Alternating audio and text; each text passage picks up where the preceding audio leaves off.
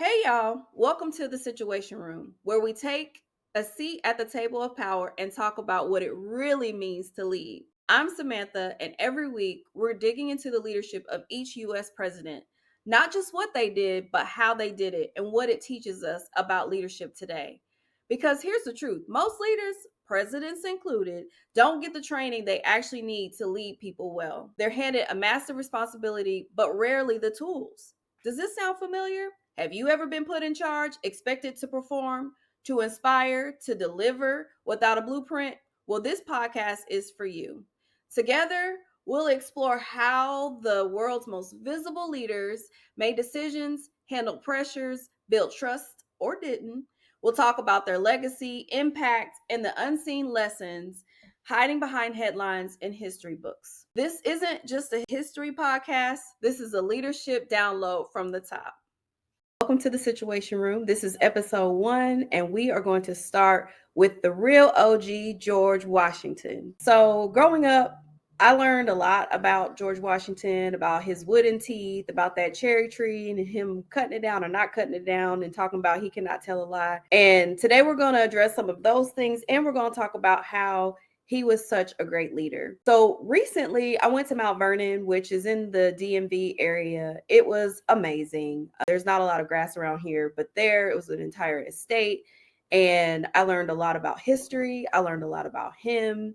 If you do get a chance to go, I recommend that you go to the African American burial ground where the Mount Vernon Ladies Association put together something for those slaves that did die in that area. It's just phenomenal. And something that I did learn while I was there about George Washington was the rules of civility. So he got that from this French author, and there were 110 rules that people should live by. And it really speaks to his character. So he spent some of his teenage years rewriting those rules of civility. So those include not fidgeting or scratching while in public, and being attentive and engaging with others as they speak, and don't be disrespectful.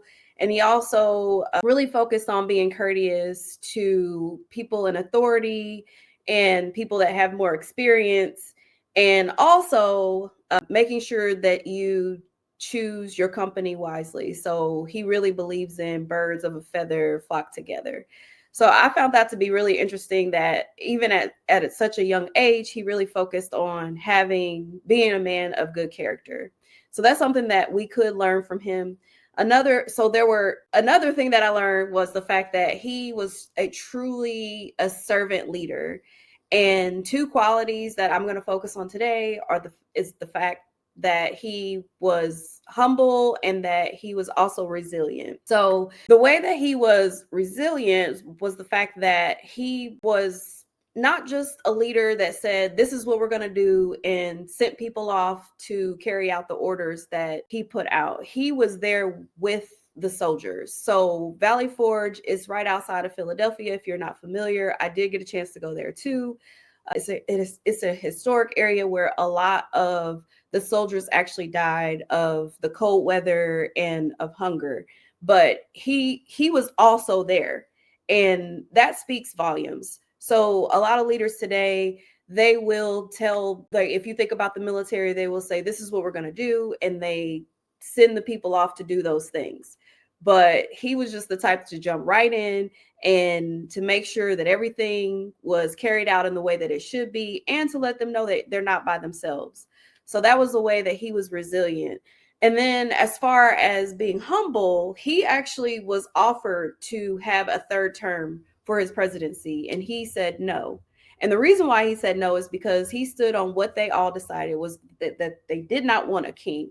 And so that showed that even though everyone wanted him to serve a third presidency, he decided that's not something that he wanted. And so he was humble in that way. So I do want to give a quick shout out to his wife, Martha. So Martha Washington, she was also a servant leader. So she was also there at Valley Forge, and she didn't have to be. So she spent the majority of her time at the Mount Vernon estate in Virginia, but she went to Valley Forge where it was cold, and she did sew clothes, and she did provide food, and she didn't have to do that. And she was the very first woman to be the first lady. She actually did not like that role.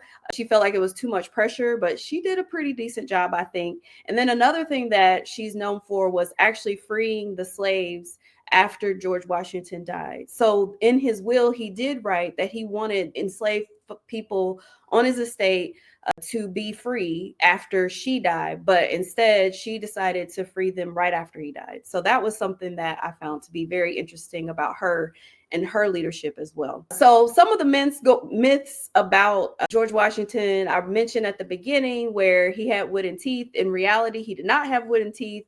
His teeth were actually made from, it's kind of gross. So his dentures were from human teeth, animal teeth, ivory from elephants, and then also they had metal components.